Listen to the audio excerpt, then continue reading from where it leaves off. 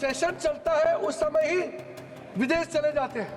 Session चल रहे हैं, विदेश चले जाते हैं। जब कोई भी मेंबर अपना भाषण रखते हैं, डिबेट में इंटरवेंशन करता है, उसके बाद जो उसका नेक्स्ट बोलते हैं उसका सुनना होता है।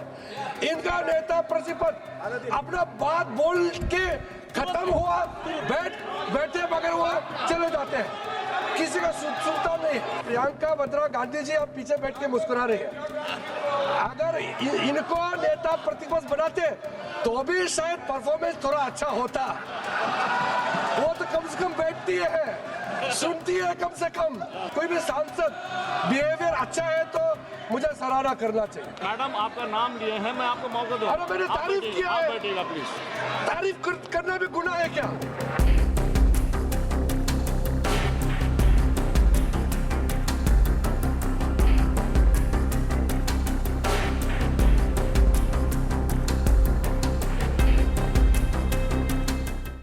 पहला आरोप लगाया, पहले आरोप लगाया कि इनका लीडर ऑफ अपोजिशन को बोलने नहीं दिया जाता है। No, please listen, madam. He merely mentioned that the ruling was already given. No, there is no rule of order here. Please. वो सच्चाई सुन नहीं पा रहे हैं, मजबूरी है, रेजोल्यूशन लेके आया, सच्चाई सुन नहीं पा रहे। सच्चाई सुनिए। सभापति महोदय ये कह रहे हैं कि इनका नेता प्रतिपक्ष को बोलने नहीं देते हैं, ये कह रहे हैं। मैं कहता हूं, मैं अब बताता हूं सही बात क्या है। मैं अब सही बात बताता हूं। सुन लीजिए। 15 लोकसभा में इनके नेता प्रतिपक्ष सदस्य थे, कुल मिलाकर के 2 बार बोले, पूरे समय में 2 बार बोले पूरी लोकसभा में। और इन्होंने जब सेशन चलता है उस समय ही विदेश चले जाते हैं। सेशन चल रहे हैं, विदेश चले जाते हैं और यहाँ बोलते हैं कि बोलने नहीं दिया जा रहा है। सर, नियम कहता है जब कोई भी मेंबर अपना भाषण रखते हैं, डिबेट में इंटरवेंशन करता है, उसके बाद जो उसका नेक्स्ट बोलते हैं उसका सुनना होता है। इनका नेता प्रतिपक्ष अपना बात बोल के खत्म हुआ, बैठे बगैर हुआ चले जाते हैं, किसी का सुनता नहीं है और बोलता कि बोलने नहीं दिया जाता है। सर, मैंने बार कहा है, That is his point of observation. He is making his point. सच्चाई है तो करवा लग रहा है। ये लोग सुन नहीं पा रहे, मैं क्या करूं? वेणुगोपाल जी आप अगर बैठिएगा। वो ये मुद्दे नहीं उठाते तो मुझे बोलने की आवश्यकता नहीं होती। That is his point of observation. Let him make his observation. मैं उसका गंभीरता को बताता हूँ। अब आप बोलिएगा सर। यहाँ माननीय प्रधानमंत्री जी बैठे हैं, पहली बार मैंने ऐसा दृश्य देखा है। वहां से दौड़ के आते, गले लगाने के लिए प्रधानमंत्री के ऊपर में जबान पड़ते हैं। ऐसा कोई नेता प्रतिपक्ष देखा है आपने जिंदगी में? कमाल का है। और यहाँ से आकर के वहां बैठ करके अपने एमपी को देख करके आंख मारते हैं। आपका नेता प्रतिपक्ष कितना गंभीर है। यहाँ बहस चल रहे हैं और अपने सदस्यों के तरफ देख करके आंख मारते हैं। ये ऐसा नेता प्रतिपक्ष हमने पहली बार देखा है। और जैसा लीडर है, बाकी तो ऐसा ही होगा। आप वहां बैठे हैं सभापति महोदय, और आपको यार बोलते हैं, और ये मेंबर चेयर को बोलते हैं यार, और बाद में यार मत कहा तो बोलते हैं यार कहने से क्या होता है? चेयर को यार कह सकता है।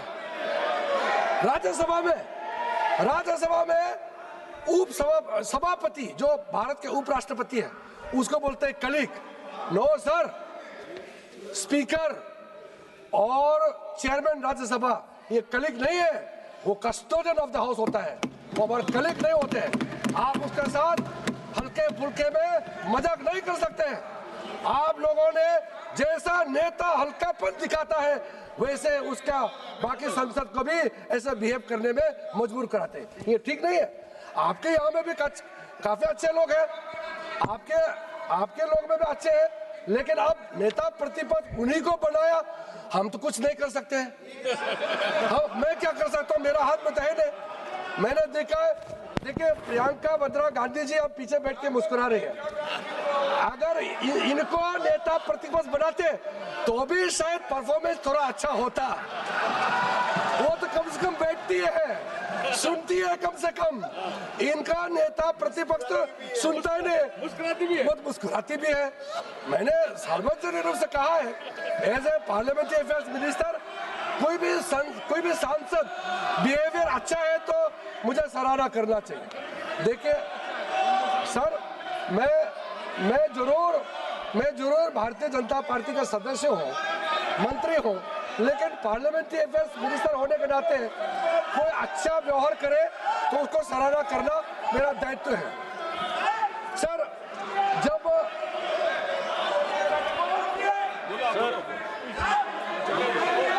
आप बैठिएगा, नाम लिए बाद में मौका मिलेगा, आप बैठिए, बाद में मौका मिलेगा, नाम लिए हैं आप, अरे बाद में मौका मिलेगा, आपको मौका मिल, मैं मौका दूंगा सर। मैडम आपका नाम लिए हैं, मैं आपको मौका दूंगा। अरे मैंने तारीफ किया है, आप बैठिएगा प्लीज। तारीफ करना भी गुनाह है क्या? मैं तो तारीफ किया है। अरे कांग्रेस वालों को क्या हो गया है, अच्छा बात बोलने से भी दुखी और कठोर बात बोलने से भी वैसे ही दुखी है। देखिए कुछ बातें ऐसे होते हैं, आप सुन लिया करो, क्योंकि मैं सच्चाई से बाहर जाकर नहीं बोल रहा हूँ। मैं दिल से बोलता हूँ, मगर सच्चाई बात बोलता हूँ। कोई अगर बहुत बिगड़ जाए, उसका सुधरने का क्या तरीका है? जो बच्चे बहुत बिगड़ जाते हैं वो माँ बाप ही समझाएंगे ना।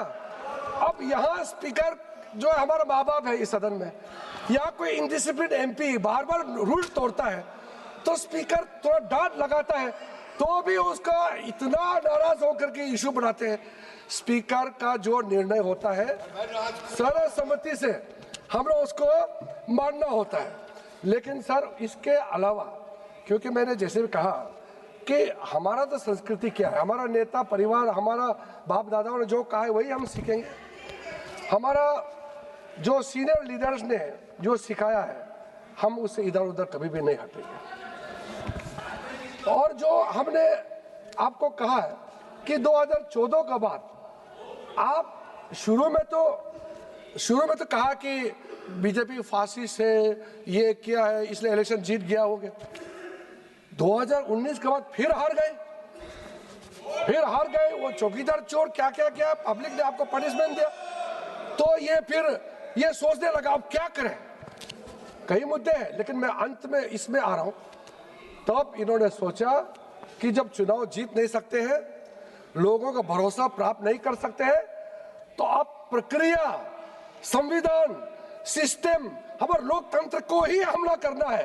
ये निर्णय करके आज लोकसभा स्पीकर के खिलाफ इन लोगों ने अविश्वास प्रस्ताव लाया। इन्होंने किसको छोड़ा है? आर्मी।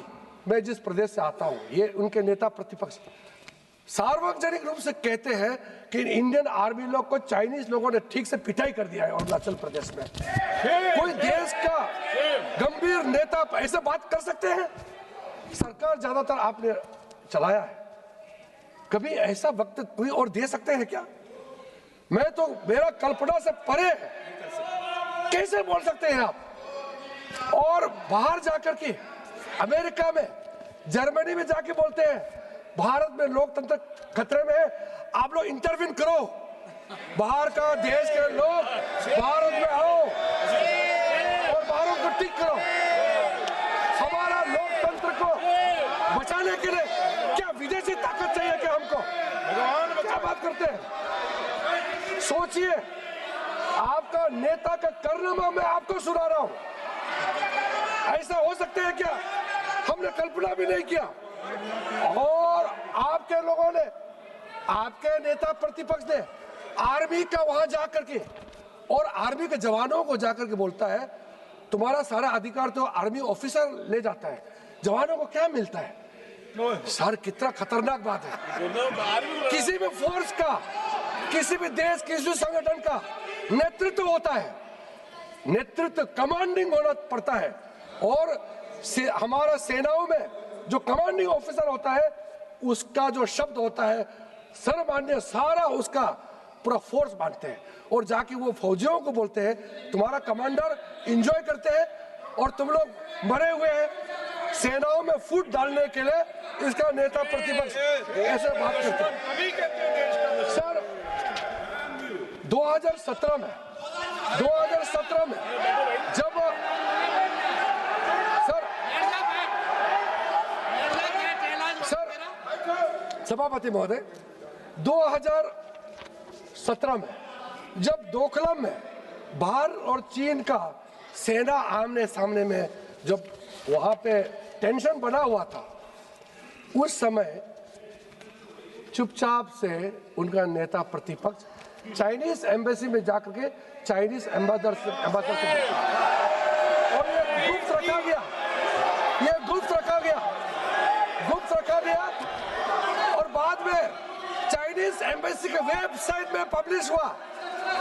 तब जाकर के उन्होंने कहा हम तो जानकारी प्राप्त करने के लिए गए थे चाइनीज एम्बेसी से इंफॉर्मेशन, यानी कि वो हमारा आर्मी हमारा सरकार को भरोसा नहीं है, चाइनीज एम्बेसी से इंफॉर्मेशन लेना है इनको, वहां से जानकारी लेना है इनको।